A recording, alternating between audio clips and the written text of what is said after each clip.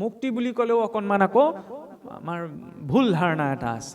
আমিতো ভাগৱতৰ মাৰ্গত কওঁ ন, ভগৱানক স্তুতি কৰোঁ যে প্ৰভু আমাক মুক্তি নালাগে, কিন্তু পোনপ্ৰথমতে আপুনি মই মুক্তি নালাগে বুলি ক'ব নোৱাৰোঁ। কিয় নোৱাৰোঁ? কাৰণ মুক্তিহে নালাগে বুলি কৈছোঁ। ঘৰখন যে মোৰ ভালে থাকে, মোৰ স্বাস্থ্যটো যে ভালে থাকে, সেই সৰু ইচ্ছাটোতো আছে। ইমান সৰু ইচ্ছাটো আছে, তাৰপিছত আকৌ কৈছোঁ মুক্তি নালাগে। এইটোতো কেনেকুৱা কথা হ'ল? সেইটোতো হ'ব নোৱাৰে। মুক্তি ত্যাগ তেতিয়াহে হ'ব যেতিয়া প্ৰাপ্তি হ'ব।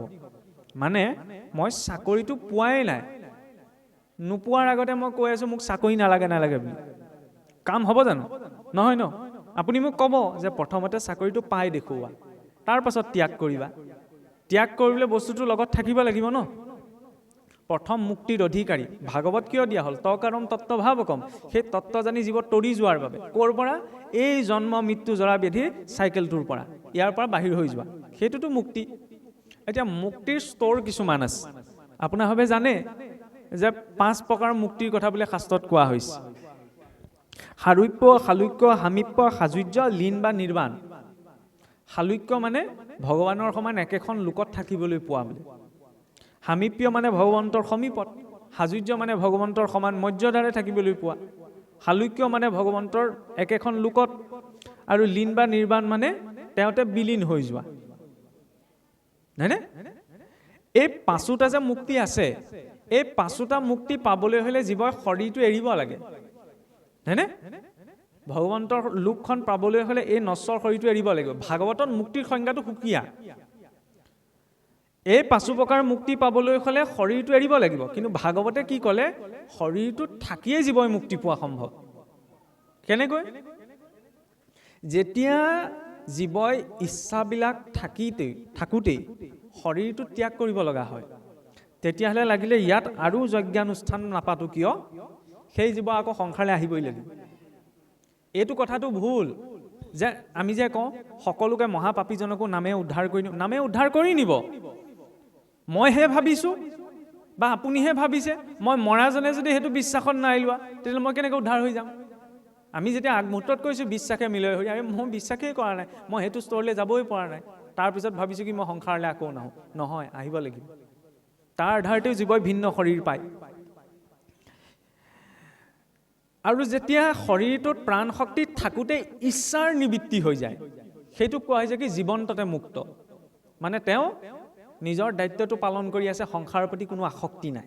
হয়নে? যেতিয়া নিৰাসক্ত ভাৱত জীৱনটো যাপন হয়, সেইজন জীৱন্ততে মুক্ত। তেওঁ বেলেগকৈ শৰীৰ এৰি মুক্তি পোৱাৰ প্ৰয়োজনীয়তাটো নাথাকেগৈ, তেওঁ ইতিমধ্যেই মুক্ত। সেইটো হৈছে ভাগৱতৰ মুক্তিৰ ধাৰণা।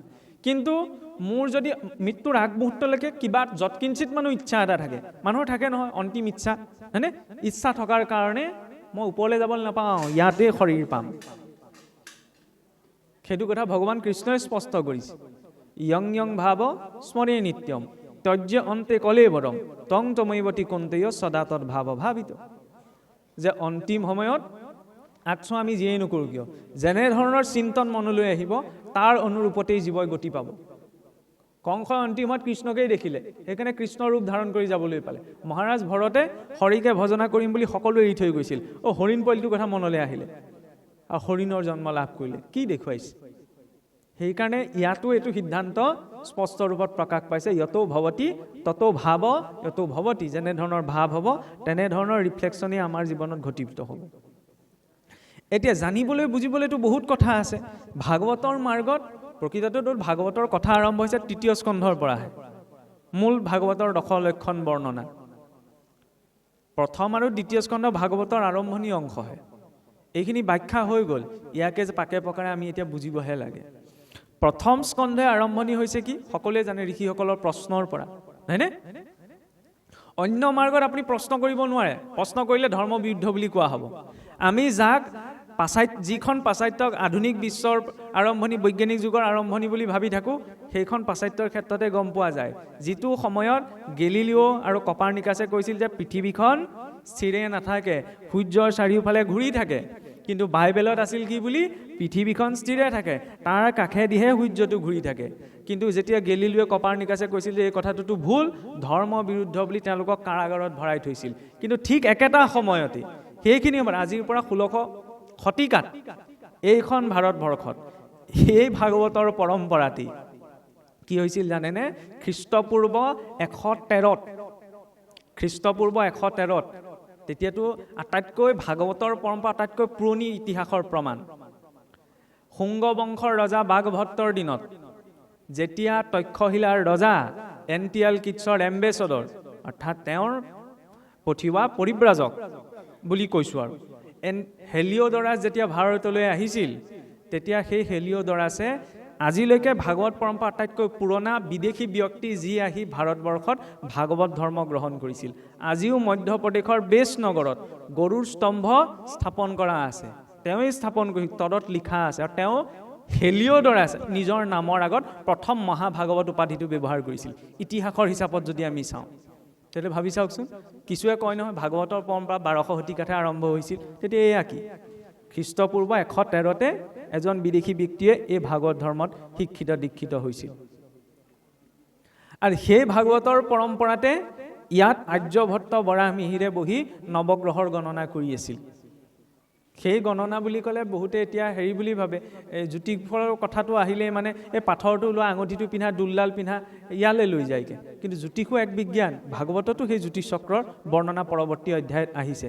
সকলো ইটোৰ সৈতে সম্পৰ্ক আছে। বাৰু যাই হওক, তাত প্ৰশ্ন কৰিব নোৱাৰিছিল, কিন্তু ভাগৱত আৰম্ভণি ক'ৰ পৰা হৈছে?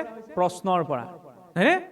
সেইকাৰণে ভাগৱতৰ মাৰ্গত যদি কোনোবা আগবাঢ়ি কয় যে মোৰ মনত প্ৰশ্ন এটা আছে, আমি ক'ব নোৱাৰোঁ যে প্ৰশ্ন কৰিব নোৱাৰা, প্ৰশ্ন কৰিবই লাগিব। কাৰণ যেতিয়া প্ৰশ্ন হ'ব তেতিয়াহে সংশয়টো নিবাৰণ হ'ব। কিন্তু সেইখিনিতে ভাগৱতে এটা সূত্ৰ লগাই দিছে যে প্ৰশ্ন কৰাৰ এটা ধাৰা আছে।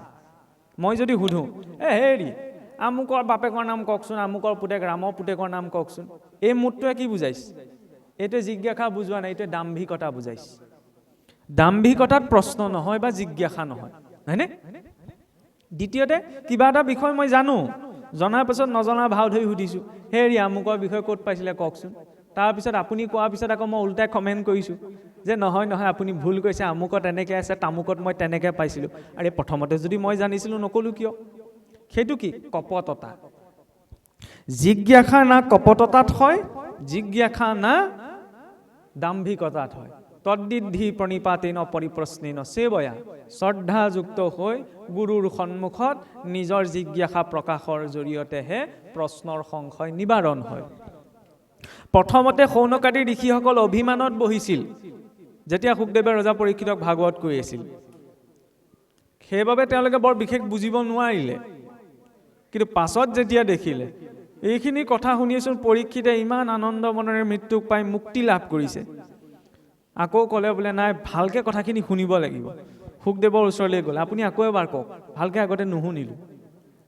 শুকদেৱে তেতিয়াহ'লে তেওঁলোকৰ অভিমানটো নষ্ট হ'বলৈ কি ক'লে যে মই আকৌ ভাগৱতৰ পুনৰাবৃত্তি নকৰোঁ। সৌ আঁতৰত বহি থকা সুতমুনিলৈ আঙুলিয়াই ক'লে যে সুতমুখে তোমালোকে ভাগৱত শুনা। সুত মানে কোন?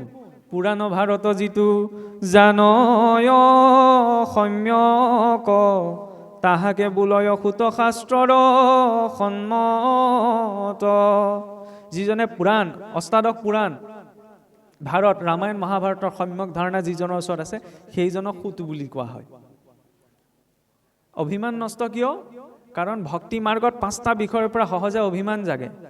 জাতি বিদ্যা মহদ্দম্ভ ৰূপ যৌৱনমেই বচ যত্নত স্তুতিবৰ্জিত পঞ্চতৈ ভক্তি কণ্টকা। প্ৰথমটো হৈছে জাতিৰ গৌৰৱ, দ্বিতীয়টো হৈছে কুলৰ গৌৰৱ, বিদ্যাৰ গৌৰৱ আৰু ৰূপ যৌৱনৰ গৌৰৱ। এইকেইটা যদি লগত থাকে তেতিয়াহ'লে ভাগৱত মাৰ্গত আগবাঢ়িব পৰা নাযায়। কোনোবাখিনিত কুৱেশ্যন এটা গুচি আহিব। সেইকাৰণে ইয়াত এটা পৰিচয় হয়। নামঘৰত বহি থাকিলেও আমি নকওঁ নহয় এই শইকীয়া বহি আছে, গগৈ বহি আছে, কওঁ জানো? নকয়তো। আনকি বোলে ইয়াত মহিলাসকল বহি আছে, পুৰুষসকল বহি আছে, এই ল'ৰা ছোৱালী বহিছে, সেই বুলিও নকয়, ভকতসকল বহি আছে বুলি কয়। সেইটো এটা ছ'চিয়েল আইডেণ্টিটি, হয়নে? সামাজিক পৰিচয়, সকলোকে এটা শব্দৰে সাঙুৰি পেলোৱা। তাত কোনো উচ্চ নিচ, জ্ঞানী অজ্ঞানী বুলি ক'বলৈ কোনো কথা নাই যে তাত ভকতসকল বহি আছে। আৰু ভকত বুলি ক'লে এইটো নহয় শৰণ ভজন লৈ নাম গুণ পাঠ পঢ়ি যিসকল থাকে সেইসকল ভকত। কাৰণ ভকত বুলি ক'লে সেইটো দৃষ্টিৰে চায় মানুহে সমাজত, হয়নে নহয়? নাম গুণ গাই যিসকল ঘূৰি ফুৰিছে সেইসকলে ভকত। আৰু ইভাগে ভকত বুলি ক'লে সেইকাৰণে অকণমান নাকটো কুচকাই আহে, এতিয়াই ভকত হ'ব হৈছে জানো? ভকত কাক কোৱা গৈছিল? এই যে শেষত কৈছিল সজ্জনা নাম সংগতি, সজ্জনৰ সংগ পোৱা আটাইতকৈ দুৰ্লভ, হয়নে নহয়? আপুনি ভাবি চাওকচোন। ঢকা মাৰি ব'ল বজাৰৰ পৰা আহোঁগৈ, আমুকলৈ যাওঁ, বা ধৰি লওক অকণমান ইবিধ বিকা জেগালৈও যাওঁ বুলি কয়, তেনেকুৱা মানুহৰ সংগ ঢেৰ আছে। কিন্তু ধৰি লওক কৈ পেলাই সৎসংগলৈ নিয়াৰ সংখ্যাটো কম আছে। আৰু সৎসংগ মানে এইটোও ক'ব বিচৰা নাই যে আপুনি সকলো কাম বাদ দি পেলাই আহক আৰু মই যি কম মোৰ কথা শুনি বহি থাকক, তেতিয়া আপোনাৰ সৎসংগ হৈ যাব। নহয়, সেয়া সৎসংগ।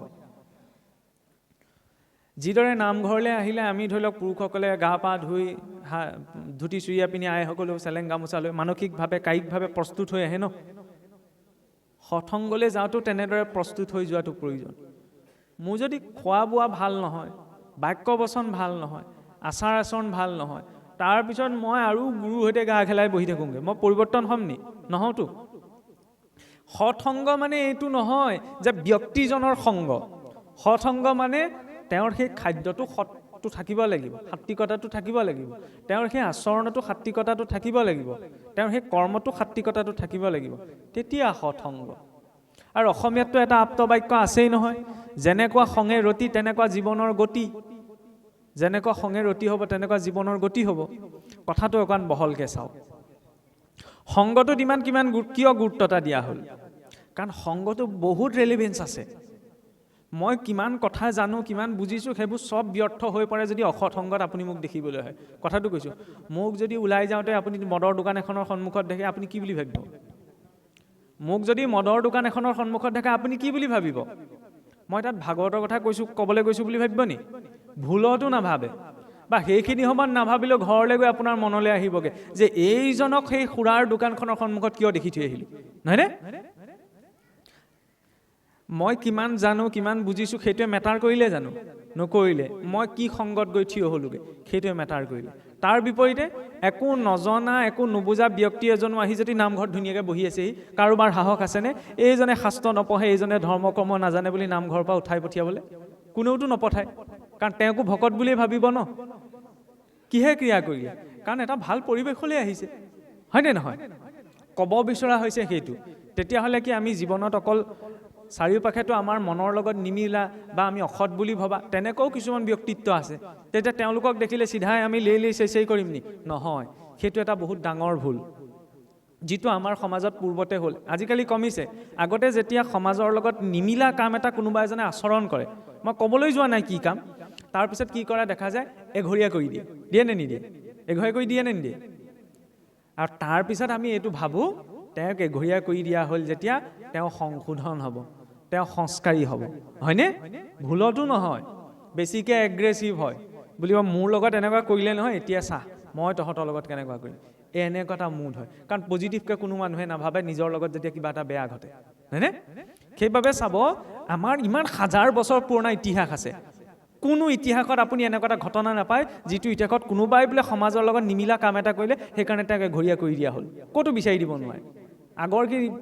আগতেতো কি বেয়া ঘটনা ঘটা নাছিল নি? নাই কৰা। কাৰণ আগতে যদিও কোনোবাই সমাজৰ লগত নিমিলা কাম কৰিছিল, তেওঁক সংস্কাৰী কৰিবলৈ মৃত্যুৰ আগমুহূৰ্তলৈকে চেষ্টা কৰা হ'ল, নহয়নে? কংসই মানি নল'লে, ৰাৱণে মানি নল'লে, কিন্তু অন্তিম মুহূৰ্তলৈকে জাম্বৱন্ত বিভীষণে গৈ বুজাবলৈ চেষ্টা কৰিলে, নহয়নে? সেইটো হৈছে ভাল মানুহৰ কোৱালিটি। বৰ ধুনীয়া কাহিনী এটা আহে মই দেখি বশিষ্ঠ এদিন সন্ধ্যা লাগিলত গংগাত স্নান কৰিবলৈ গৈছিল। স্নান কৰিবলৈ যাওঁতে লগত এজন শিষ্য যায়েই, গুৰুসকল গ'ল, বশিষ্ঠৰ লগত এজন শিষ্য গৈছে, গংগাত তেওঁ স্নান কৰিছে, সূৰ্যলৈ চাই তৰ্পণ, পানী একাজলি এনেকৈ অৰ্পণ কৰে, সেইটো তৰ্পণৰ বিধান আছে। তৰ্পণ কৰোঁতে কি হ'ল, এই গংগাৰ বহুত খৰ ধাৰা, জোৰ বেগেৰে গংগাৰ সুঁতিটো বৈ আহিছে, আৰু পানীত দেখিলে ঘপককৈ বিচ্ছিক এটা পানীত উঠি আহিছে। পটককৈ পানী একাজলি তুলি লওঁতে বিচ্ছুটো দেখি পেলাই এইটো পানীত উঠি অহা দেখি লাহেকৈ তুলি লৈ পাৰলৈ দলিয়াই দিবলৈ লওঁতেই বিচ্ছুতে খুট মাৰি দিবলৈ পানীত পৰি গ'ল। তাৰপৰা আকৌ সি উঠি যোৱা দেখি লাহেকৈ বশিষ্ঠই বিচ্ছুটো তুলি লোৱাৰ পিছত পাৰলৈ দলিয়াই দিব বিচাৰে, আকৌ খুট মাৰি দিব বিচাৰে, পানীত পৰি যায়। 2-3 বাৰ এই ঘটনাটোকে দেখি থকা পাছত এই কাষতে ৰৈ থকা শিষ্যজনৰ অস্বস্তি হ'ল। কি কৰি আছে, বাৰে প্ৰতি বিচ্ছুটোৱে আপোনাক খুটিব বিচাৰিছে, আপুনি আকৌ সেইটোকে তুলিবলৈ লাগি আছে, বাদ দিয়কচোন, গা ধুৱক আৰু উঠি আহক। তেতিয়া বশিষ্ঠই বৰ ধুনীয়া উত্তৰ এটা দিলে, এই সমাজৰ এঘৰীয়া কৰা নকৰা সম্পৰ্কত বা কাৰোবাক উপদেশ দিয়া নিদিয়া সম্পৰ্কত এই কথাটো আমি ৰজিতা খুৱাই নিজেই বুজিব পাৰোঁ। কি উত্তৰ দিলে যে চাহ এই বিচ্ছুটো যদি এনেকৈ এই খৰ ধাৰাটোত বৈ গৈ থাকিবলৈ হয় তেতিয়া ই জীয়াই নাথাকে আৰু অকণমান দেৰি পাছত ই মৰি থাকিব লাগিব। কিন্তু সি মৰাৰ কথাটো গম পোৱাৰ পাছতো বুজাৰ পাছতো সি দেখিছে যে পানীত বৈ গৈ আছে ইমান জোৰত, কিন্তু তথাপি তাৰ নিজৰ কেৰেক্টাৰটো এৰি দিয়া নাই, বৈশিষ্ট্যটো এৰি দিয়া নাই, আনক খুটা হয়নে? মৃত্যু মুখত পৰিও সি নিজে আনক খুটা ব্যৱহাৰটো এৰি দিয়া নাই। মই যদি এজন ঋষি বুলি নিজকে ভাবোঁ তেতিয়াহ'লে মই তাক বিপদত পৰাই দেখি উদ্ধাৰৰ চেষ্টাটো অন্তিম সময়লৈকে মই কিয় এৰি দিম? উত্তৰটো সহজ কিন্তু বহুত গভীৰ হয়নে? কোনোবা এজন পৰিৱৰ্তন হ'ব বিচৰা নাই, কোনোবা এজন বেয়া বুলি আমি কৈছোঁ, মই কৈছোঁ মোৰ দৃষ্টিত হয়নে? তেওঁ ইমানখিনি ঠেকা পোৱাৰ পাছতো পৰিৱৰ্তন হ'ব বিচৰা নাই, তেতিয়াহ'লে মই ইমানখিনি জানি বুজি পেলাই তেওঁক সংস্কাৰ কৰিবলৈ চেষ্টা কিয় নকৰিম? মই মোৰ জেগাত মোৰ চেষ্টাটো বৰ্তাই ৰাখিব লাগিব, তেওঁ জেগাত হয়নে? যদি নিজকে ভাল বুলি পুৰুষাৰ্থ সেইখিনিত ওলায়, পুৰুষাৰ্থ এইখিনিত নোলাই যে যি হ'ল আৰু বাদ দি দিলোঁ, নহয়। ঈশ্বৰে যে পৰীক্ষা কৰে বুলি কওঁ আমি, ঈশ্বৰে পৰীক্ষা নকৰে, কৰ্মহে পৰীক্ষা কৰে। যেতিয়া মানুহে ভাল কাম এটা কৰিবলৈ আগবাঢ়ে তেতিয়া ঢেৰ বাধাৰ সন্মুখীন হ'বলগীয়া হয় হয়নে? মই ধাৰণা কৰিহে কৈছোঁ, এই অনুষ্ঠানভাগ পাতিবলৈ যাওঁতে ৰাইজৰ ঘৰে ঘৰেতো যাব লগা হৈছে হয়নে নহয়? কেতিয়াবা হয়তো কাৰোবাৰ কিবা এষাৰ শুনিব লগাও হৈছে, এনেইতো হৈ যোৱা নাই হয়নে? ভাল কামটো কৰিবলৈ যাওঁতে কেলে পাতিব লাগিছে, ইমানখিনি খা খৰচ আমুক তামুক এনেকুৱাও কেতিয়াবা ওলাই যায়, মই যায় বুলি কোৱা নাই, হৈ যায়। কিন্তু কোনোবাই মদৰ দোকান এখন খোলকচোন, তাততো কাৰো ক'ব লগা নাথাকে, সেইটো মই কথা বাদ দিছোঁ। টাউনলৈ ওলাই যাওকচোন, ডাঙৰ ডাঙৰ হোল্ডিংবিলাক কিহৰ লগা আছে?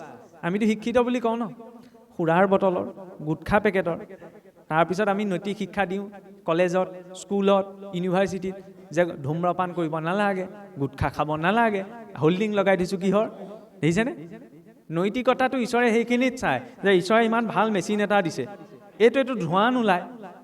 আজিকালি বিজ্ঞানীবিলাকো লাগি আছে, চৰকাৰেতো পৰিকল্পনা লৈছে 2047 ভিতৰত আমাৰ অসমৰ যিমানবিলাক গভৰ্ণমেণ্টৰ ভেহিকল আছে চব বোলে ইলেক্ট্ৰিক হ'ব। হৈছে ইলেক্ট্ৰিক, নহ'লে পেট্ৰল ডিজেল পৰিলে বায়ু প্ৰদূষণ হয় হয়নে?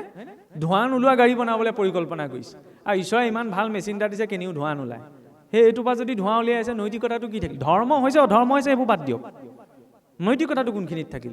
মানুহ হয়, এইটোৰ পৰা ধোঁৱা উলিয়াব নালাগে। কিন্তু দেখিবচোন সেইবিলাকৰ প্ৰচলনহে বেছি। কোনে খাইছে নাখাইছে মই সেইটোত ক'বলৈ যোৱা নাই, কাৰণ সেইবিলাক ক'বলৈ গ'লে মানুহে বেয়া পায়, কিন্তু বাস্তৱিকতাটো সেইটো। ঈশ্বৰে ইমান সুন্দৰ জীৱন এটা দিছে, ভালৰ মাজততো লগাব লাগে হয়নে নহয়? মাই লাইফ মাই ৰুলটো সাত্বিকতাটোৰ মাজত, নিজক শেষ কৰাৰ বাবে নহয়, আমি বিচাৰোঁ আৰু বেছিকৈ জীয়াই থকাৰ, নহয়নে? গতিকে আয়ুস কমোৱা বা আয়ুসৰ ওপৰত প্ৰভাৱ পেলাই কিবা এটা বস্তু গ্ৰহণ কৰিব নালাগে। অৱশ্যে যাৰ বিষয়ে এইখিনি কথা কৈ থকা আছে তেওঁলোক ইয়াত নাইও, কাৰণ নাহে নহয় সমস্যাটো সেইখিনিতে আচলতে। বাৰু যাই হওক, এতিয়া চাওক, যেতিয়া এই শৰীৰটোৰ মূল্যটো বুজা গ'ল যে ঈশ্বৰে ইমান এটা দুৰ্লভ শৰীৰ দিছে, 84 লাখ জুনি পাৰ কৰি মানুহ হ'বলৈ পাইছোঁ, সেইখিনিতো এটা লজিকেল প্ৰশ্ন আছে। বোলে কোনে দেখিছে 84 লাখ জুনি পাৰ হৈ যে মানুহ হ'বলৈ পাইছে? কোনেওতো দেখা নাই, কেনেকৈ মানি ল'ম? আজিকালিতো নেদেখিলে মানুহে কোনেও মানি নলয় হয়নে নহয়? এতিয়া জৰুৰীওতো নহয় চব কথা যে আমি চকুৰে দেখিম। বি খালে যে মানুহ মৰে কোনেওতো দেখা নাই, কোনেওতো নিজে অনুভৱ কৰা নাই, তথাপিতো মানুহ ন, বি খালে মানুহ মৰে বুলি নিজে টেষ্ট কৰিবলৈ নাযাওঁ নহয়, বিশেষজ্ঞ এজনে কৈছে কাৰণে মানি লওঁ। গতিকে পূৰ্বৰ ঋষিমুনিসকলে নিজৰ জীৱনটোৰ অভিজ্ঞতাই এইখিনি তথ্য দি থৈ গ'ল। নহ'লে আপুনিয়ে ভাবি চাওকচোন, মোক যদি এই সৰু কাগজখন, এইটো A3 চাইজত, A4 চাইজো নহয়, এই 3-4 পেজ থকা এই চিঠিখনক যদি এঘণ্টাৰ ভিতৰত বা এদিনৰ ভিতৰত কমপ্লিট কৰিবলৈ মই ভাবিব লাগিব নে নালাগিব? কিবা আৰ্টিকুল এটা লিখিবলৈ ভাবিবতো লাগিব, নভবাকেতো হৈ নাযায়। এই কাগজখন ফিল আপ কৰিবলৈ বা কাগজখনৰ পৰিমাণত কিবা এটা লিখিবলৈ বেছি দূৰলৈ নালাগে। আজিৰ পৰা 500 বছৰ আগত ভাবি চাওক, সাঁচিপাত হয়নে?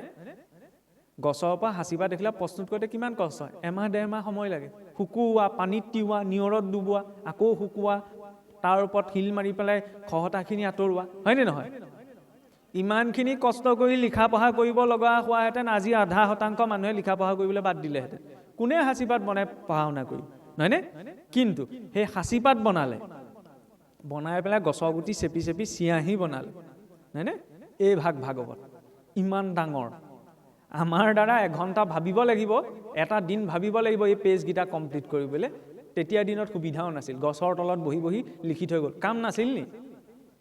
তেওঁলোকৰ কাম নাছিল নি? অন্য কাৰ বাবে দি থৈ গ'ল? কিয় দি থৈ গ'ল? ভাবি চিন্তিটো দি থৈ গ'ল।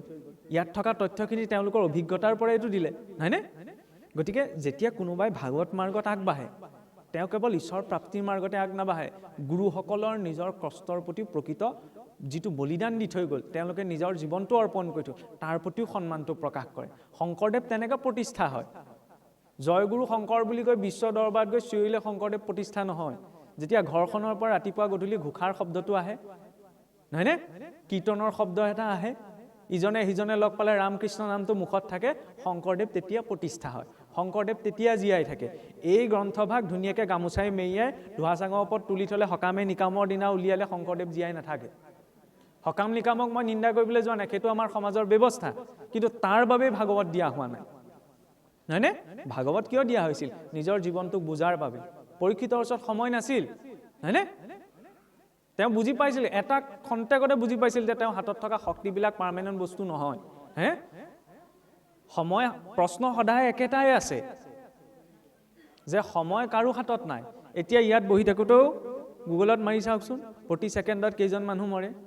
এটা ছেকেণ্ডত 120ৰ পৰা 125 জন মানুহ মৰে। ধেমালি কথা নে? ছেকেণ্ডত যদি 120ৰ পৰা 125 জন মানুহ মৰে, দিনটোত কিমান লাখ মানুহ মৰিব? সেইখন লিষ্টত এতিয়ালৈকে পৰা নাই। গ্ৰেটিটিউডটো তেতিয়া জাগে, ভক্তিটো তেতিয়া জাগে যে ঈশ্বৰৰ ওচৰত ধন্যবাদ যে এই জীৱনৰ প্ৰতিটো ছেকেণ্ড যে দি আছে, নহয়? ভক্তিৰ যাত্ৰাটো সেইখিনিত আৰম্ভ হয়। তাৰ বাবে পোনপ্ৰথম প্ৰয়োজনীয় বস্তুটো হৈছে কি? জিজ্ঞাসাটো। জানিবলৈ তেওঁৰ মনত ইচ্ছাটো আহিব লাগিব।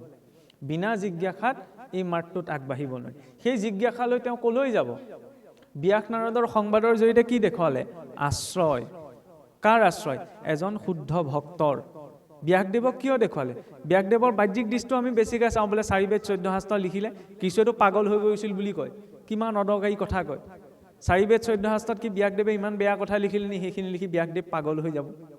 ইমান বেয়া কথা নাই লিখা তাত। আৰু দ্বিতীয় কথাটো হ'ল কি, ব্যাসদেৱটো স্বয়ং ভগৱন্তৰ অৱতাৰ। ভগৱন্তৰ অৱতাৰ কেনেকৈ মতিভ্ৰম হ'ব? তেওঁ চিন্তিত হৈছিল। সেই চিন্তিত অৱস্থাটো মানৱ চেতনাৰ সেইটো স্তৰ, যিটো স্তৰত মানুহে জীৱনৰ সৰ্বস্ব অৰ্জন কৰাৰ পাছতো ঈশ্বৰৰ অপ্ৰাপ্তি হোৱাৰ বাবে অপূৰ্ণতাটো অনুভৱ কৰে।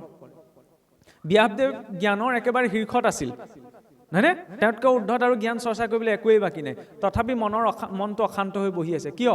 কাৰণ তেতিয়ালৈকে কৃষ্ণ প্ৰাপ্তি হোৱা নাই। কৃষ্ণ মানে কি? হাঁহি থকা, বাঁহী বজাই থকা এজন মানুহেই নি? বা ব্যক্তিত্বই নি? নহয়। কৃষ্ণ মানে হৈছে কি? পূৰ্ণ আনন্দ, হয়নে? সংসাৰখনত আমি কাম কেলে কৰি আছো? টকা পইচাৰ কাৰণে নহয় জানো? হয়নে নহয়? টকা পইচাৰ কাৰণে নহয়, চাৰ্টিফিকেটখনৰ কাৰণে। আজিকালিতো ভকতি মাৰ্গতো চাৰ্টিফিকেটখন লাগে, হয়নে?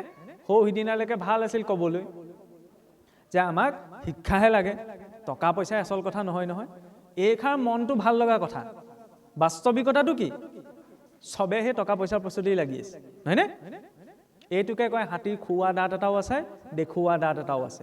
গতিকে দুইটা দাঁত দেখুৱাই যাব লাগে, আনক ঠগিব আমি নোৱাৰোঁ, নহয়নে? মোক যদি ক'লেহেঁতেন, মই খোলাকৈ কৈছোঁ দেই, যে আপোনাক মাতিছোঁ, আপুনি আহিব, কিন্তু আপোনাক হ'লে আমি একো দিব নোৱাৰোঁ দেই, আপুনি আমাক উদ্ধাৰ কৰি থৈ যাব। মই আহিলোহেঁতেন নে? আহিলোহেঁতেন নে নাহিলোহেঁতেন? শুনিবলৈ বেয়া লাগিব, ভুলতো নাহোঁ। ক'ব কি বিচাৰিছোঁ, শুনিবলৈ বেয়া লাগিব। সত্যটো সঁচাই টেঙা হয়। মই আনক ক'বলৈ যোৱাই নাই, নিজৰ ক্ষেত্ৰখনৰ কথাই কৈছোঁ। সকলো ক্ষেত্ৰৰে বিনিময় এটা আছে। য'ত বিনিময়টো থাকে তাত সম্পূৰ্ণ ৰূপত শুদ্ধতাটো সম্ভৱ, কোনোবাখিনি নহয়গৈ। সেইকাৰণে বাস্তৱিকতাটো সহিত আগবঢ়াটো প্ৰয়োজন, যে উদ্দেশ্যটো কি। এতিয়া আহোঁ যে প্ৰথম কথা হ'ল কি, জিজ্ঞাসাটো আহিলে আশ্ৰয়লৈ যাবলৈ সেই ঠেকাটো জীৱনত অনুভৱ কৰিব লাগিব, যে মই কিবা এটা পোৱা নাই, কিবা এটা নাই পোৱা বুলি অনুভৱ হ'লেহে কিবা এটা পাবলৈ তেওঁ যাব, হয়নে নহয়? ব্যাসদেৱে অভাৱটো অনুভৱ কৰিছিল কাৰণে কৃষ্ণক পালে। অভাৱ অনুভৱ নকৰাহেঁতেন কৃষ্ণক নাপায়। কৃষ্ণক আনন্দ বুলি বাৰে প্ৰতি কিয় কোৱা হৈছে? উপনিষদতো ব্ৰহ্মৰ ব্যাখ্যা কোৱা হৈছে আনন্দং ব্ৰহ্মেতি। ব্ৰহ্মাদেৱেও স্তুতি কৰোঁতে প্ৰথম কৈছে যে ঈশ্বৰ পৰম কৃষ্ণ সচ্চিদানন্দ বিগ্ৰহ অনাদিৰ আদি গোবিন্দ সৰ্বকাৰণ কাৰণম। পৰম ঈশ্বৰ কোন? কৃষ্ণ। তেওঁৰ স্বৰূপ কি? তিনিটা, সৎ, চিত আৰু আনন্দ। যেতিয়া সৃষ্টি নাছিল তেওঁ তেতিয়াও আছিল, সৃষ্টি আজি আছে তেওঁ এতিয়াও থাকিব, আৰু সৃষ্টি যেতিয়া নাথাকিব তেওঁ তেতিয়াও থাকিব। সৎ। চিত মানে তেওঁৰ সেই দিব্য শৰীৰৰ ওপৰত কোনো ক্ষয় মায়াৰ কালৰ প্ৰভাৱ নাই, কিন্তু আমাৰ শৰীৰটোৰ ওপৰত আছে, হয়নে? এই শৰীৰটো বৃদ্ধি হৈ গৈ আছে মানে আমি মৃত্যুলৈ গৈ থকা নাই জানো? এই জীৱনটো কি? মৃত্যুমুখী যাত্ৰা, হয়নে? এই জীৱনটো মুক্তিমুখী নহয়, বৰ্তমানৰ ধৰাতলত চাবলৈ গ'লে মৃত্যুমুখী যাত্ৰা। কিন্তু ভগৱানৰ শৰীৰটোৰ ওপৰত মৃত্যুৰটো প্ৰভাৱ নাই, সেইবাবে তেওঁৰ শৰীৰটোক চিত বুলি কোৱা হয়। বহুতে আকৌ এইটো ভাবে ভগৱানৰ ৰূপটোতো মানুহে কল্পনা কৰি লোৱা ন, মানুহ দুঠেঙীয়া কাৰণে, দুটা ঠেং আছে, দুখন হাত আছে, সেইকাৰণে ভগৱানজনকো তেনেকুৱা ভাবিলে নহয়। আমি কওঁ ন, বাপেক চাইহে পুতেক, পুতেক চাই বাপেক বুলি নকওঁ, মানে পিতৃৰ গুণ বৈশিষ্ট্য পুত্ৰৰ জৰিয়তে প্ৰকাশ পায়। ভগৱান কৃষ্ণই সেইবাবে এই শৰীৰটো অসুৰৰে হওক দেৱতাৰে হওক সকলো দ্বিভুজ ৰূপত সৃষ্টি কৰিলে। সেইবাবে কৃষ্ণৰ পাৰিষত জয় বিজয়ী দ্বিভুজ, হয়নে? তেতিয়াহ'লে কি ভগৱান বিষ্ণু চতুৰ্ভুজ আৰু কৃষ্ণ দ্বিভুজৰ মাজত পাৰ্থক্য আছে নি? নাই। কৃষ্ণ ঘৰত থকা ৰূপটো আৰু ভগৱান বিষ্ণু কাম কৰা সংসাৰৰ যেতিয়া ক্ৰিয়া কৰিবলৈ নিজকে প্ৰকাশ কৰে, সেইবাবে তেওঁৰ হাতত সেই অস্ত্ৰখিনি আছে, হয়নে? সহজ ভাৱত কৈছোঁ। বহুতে আকৌ এইটো কথাটো লাগি থাকে নহয়, বোলে কৃষ্ণৰ দুখন হাত, ভগৱান বিষ্ণু চতুৰ্ভুজ, গতিকে দুইজন বেলেগ বেলেগ। নহয়, কৃষ্ণ আৰু ভগৱান বিষ্ণু অভেদ। আৰু যাই হওক, শেষত কি ক'লে? আনন্দ বুলি। ভগৱানকতো পূৰ্ণ ব্ৰহ্ম বুলি কওঁ, হয়নে? অনাদিৰো আদি তেওঁ। তেতিয়াহ'লে পূৰ্ণ আনন্দ ক'ত আছে? কৃষ্ণত আছে। আৰু কৃষ্ণ যদি পূৰ্ণাত্মা, কৃষ্ণ যদি পৰমাত্মা, পৰমাত্মাৰ অংশ কোন? জীৱাত্মা। জুইৰ গুণ, জুইৰ ফিৰিঙতিটো গাটো থাকে, নহয়নে? জুইৰ গুণটো জুইৰ ফিৰিঙতি গাটো থাকে, তেতিয়াহ'লে পৰমাত্মাৰ গুণ জীৱাত্মা গাটো থাকিব নে নাথাকে? থাকিব। সেইবাবে এই আত্মাটোৱে জীৱনত যি কামেই নকৰক কিয় সব কামৰ আঁৰত নিজৰ আনন্দটোকে বিচাৰি ঘূৰি ফুৰে। প্ৰথমতে আমাৰ সংসাৰ সাধনবিলাক লাগে, ধন টকা পইচা ঘৰ দুৱাৰ ইত্যাদি ইত্যাদি। সেইখিনি মানুহে কিয় গোটায়? যাতে তাক ভোগ কৰিব পাৰে, নহয়নে? ভোগ কৰি তাৰ পৰা কি আশা কৰে? সুখ বা আনন্দ, নহয়নে? আল্টিমেট গ'লটো তেতিয়াহ'লে কি হয়? আনন্দ পোৱাটোৱে নহয় নি? ভাগৱতে এইখিনিতে প্ৰশ্ন কৰিছে, আনন্দ কিয় লাগে? আনন্দ কিয় লাগে? কাৰণ এই জীৱ কাৰ অংশ? পৰমাত্মা কৃষ্ণৰ অংশ। তেওঁ পূৰ্ণ আনন্দৰ আংশিক আনন্দ এই জীৱত আছে। সেইবাবে জীৱই আনন্দক বিচাৰি ঘূৰি ফুৰিছে। যেতিয়ালৈকে পূৰ্ণতাৰ প্ৰাপ্তি নহয়, তেতিয়ালৈকে এই জীৱক সংসাৰখনত একোৱে তৃপ্ত কৰাব নোৱাৰে। ব্যাসদেৱৰ সেই স্থিতিটো উৎপন্ন হৈছিল যে যেতিয়ালৈকে পূৰ্ণ কৃষ্ণৰ প্ৰাপ্তি নহয়, তেতিয়ালৈকে তেওঁৰ মনত স্থিৰতাটো নাই। আৰু নাৰদদেৱে আশ্ৰয়ৰ বাবে সহজ ভাৱত কি দিলে? যে মূৰ উপদেশে লোৱা ভাগৱত শাস্ত্ৰ, প্ৰচাৰক গোবিন্দৰ গুণ নাম মাত্ৰ, শ্ৰৱণ কীৰ্তন মাত্ৰ কৰোক নিশেক দূৰ হওক তোমাৰ মনৰ মহাক্লেশ। ইয়াত একোটো সাংঘাতিক ডাঙৰ কিবা দৰ্শনৰ কথা নাই, হয়নে নহয়? একদম চিম্পুলকে এটা লাইনত ক'লে কি, যে তুমি ভগৱানৰ গুণলীলাখিনি শ্ৰৱণ কীৰ্তন কৰা, তাতেই তোমাৰ মনৰ অনুতাপটো নষ্ট হ'ব। কাৰণ বেলেগ যদি কিবা বিধি বিধান দিলেহেঁতেন, তেতিয়াহ'লে সেই বিধি বিধানখিনিৰ কোনো ভেলু নাথাকিলেহেঁতেন। কিয় নাথাকে? কাৰণ ইতিমধ্যেই সংসাৰত কোনেও ঢুকি নোপোৱা বিধি বিধানো ব্যাসদেৱে নিজৰ বেদৰ শাখাভেদ কৰোঁতে সমস্ত মাৰ্গত দেখুৱাই দিলে।